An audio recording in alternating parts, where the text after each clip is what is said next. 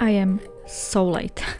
Every month I tell myself I will write a review as soonish as I finish a book, so then when I finally start working on my reading journal spreads, I have less work to do. And I failed miserably again. Thankfully, I do not read as much. And to my surprise, I have already written 2 full reviews for my August reads. Hey guys, welcome back to my long overdue July reading journal. Let's jump right in. For the cover page, I was trying to match the illustration on the left to the overall feel of book covers, and I was overwhelmed, so I chose black and white. But I incorporated pops of color using these small circles with overall statistics.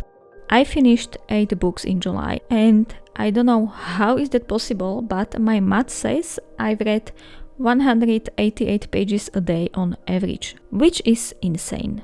I used washi tape, stamps and stickers to bring this spread to life, and I think it turned out so cute and moody.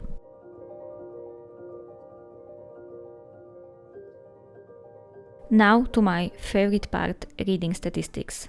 I chose this image because it matches nicely with the cover on previous page, and I decided to use the part with clouds as a background here, and don't worry, I will use leftover black part later.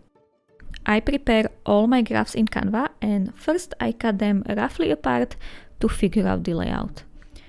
I am not sure if you guys like to watch the statistics spread being made. I surely do, but I know not everybody shares my excitement, so I will try to get it over quickly. And there will be detailed image on my Instagram soon if you wish to see it closely. Or I can share it in the description. I could do that. And you can share your stats with me too in the comments. I read 2 books digitally, 3 as audiobooks, and another 3 I read physically, and all were fiction, of course. 6 were fantasy and 2 were science fiction.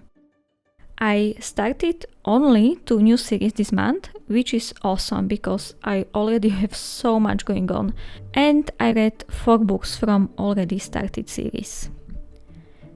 2 authors were new to me, and the book length was all over the place. My average rating was exactly the same as last month and pretty high as well, 4.41 stars, and I had 3 5-star reads, which is incredible. With stats out of the way, let's look at all the books I have read in July closely. I am going to start with the most exciting read, the Project Hail Mary by Andy Weir. I was not expecting to like this book as much as I did. I was listening to the audiobook and Ray Porter did a phenomenal job. And as soon as I finished the book, I ran to bookstore to get a physical copy and reread few parts. Story follows our main character who wakes up in a bed hooked on a number of pipes with 2 corpses keeping him company. And he does not know where he is, who he is, nor what is going on. And we watch him trying to figure it all out. I can't say more, but oh man, it was amazing. It kept me on the edge and I could not stop listening. I kid you not, I listened to the last sentence and started crying like a baby. It had the perfect ending for me, and this has become the book I push on everyone even mildly interested in science fiction. I also enjoyed Ryland's humor and sarcasm quite a lot, as you can see from the quotes I put in the spread, and the banter too. It was so wholesome, I love this story so much. Let's do another favorite of mine. Yumi and the Nightmare Painter by Brandon Sanderson is beautiful and charming. It is a favorite of many, me included. We follow 2 main characters, Yumi and Nikaro, or Painter. Yumi lives in a bright, warm world with massive red sun and flying trees. Her purpose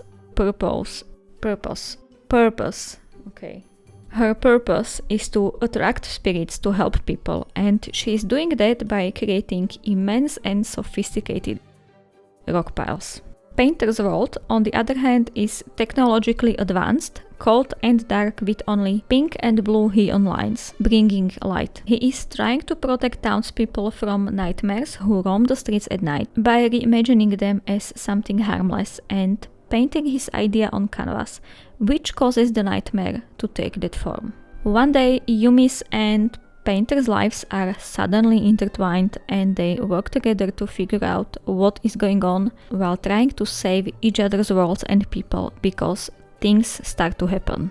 It is a beautiful story accompanied by masterful illustrations by Aliya Chen that brought this story alive. I've used few of them here and I recently found out she put these illustrations on Inprnt, so I will be definitely getting at least one of them. I just need to figure out which one. Let's just get all Sanderson books out of the way, shall we? Words of Radiance is the second book in the Stormlight Archive series. I can't say basically anything without spoiling the story, so I won't say a thing except go read the Stormlight Archive now. I enjoyed this story even though this is a massive book and there is so much going on. I was just eating it up. I can't stay away and I keep reading this back to back. I know I will have to reread all of this because I probably did not catch even half of what was going on and I can't wait to do that to maybe understand some references better. I was told the Edge Dancer is a must read before Oathbringer, which I am already halfway through, and yes, I am so very glad I did, even though Lift, the main character, is not my favorite and constantly reading about her awesomeness got quite repetitive and boring by the end. It is obvious she will become important further down the road and it might be a welcome change of pace against other serious and brooding characters in the series, but this was a bit too much of Lift at once. Shadows of Self is the second book in Mistborn Era 2 series. I do like banter between characters and the magic system of course, and that ending. As always, Sanderson knows how to end the book. And now, book I got the most annoyed with. Rogue Protocol by Martha Wells is the third book in the Murderbot Diaries, and do I even remember what this one was about? No, because all I could hear was narrator swallowing every few seconds and nope, that is not a pleasant experience.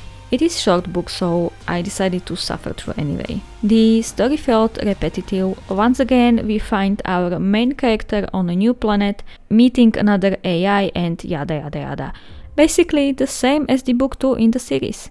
Okay, now I'm thinking, does this even deserve 3 stars from me? No hate to anyone who loves this series. I guess this just might not be my cup of tea.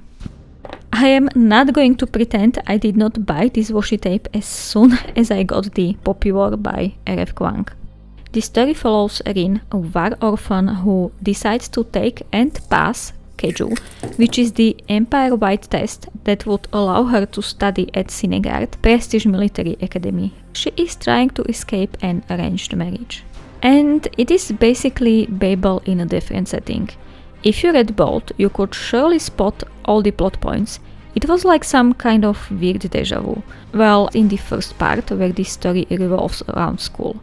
I still did enjoy it, almost as much as I liked Babel.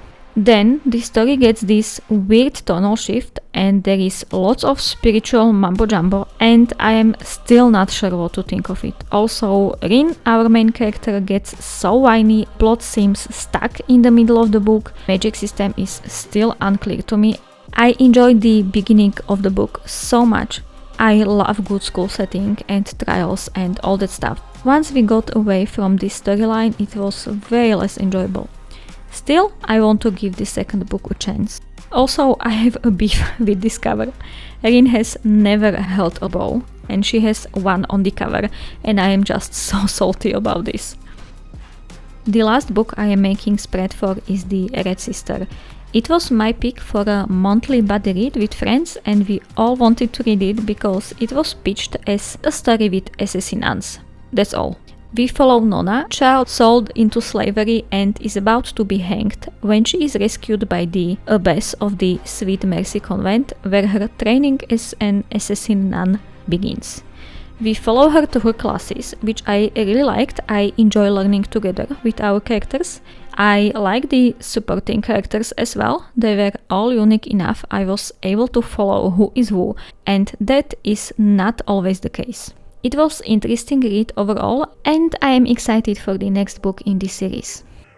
Okay guys, these are all my spreads for July. Even though this was a lot of work, I had fun making these spreads and I hope you had a good time watching this video. I like making videos and I'd like to step up my game. That's also why I've tried to add more interesting snippets here and there today, and even though it was much greater amount of work, I was way more excited to edit this. I hope to bring you even better videos in the future, but I will talk about that next time. Thank you so much for staying to the end. Have an absolutely amazing day. See you soon. Bye.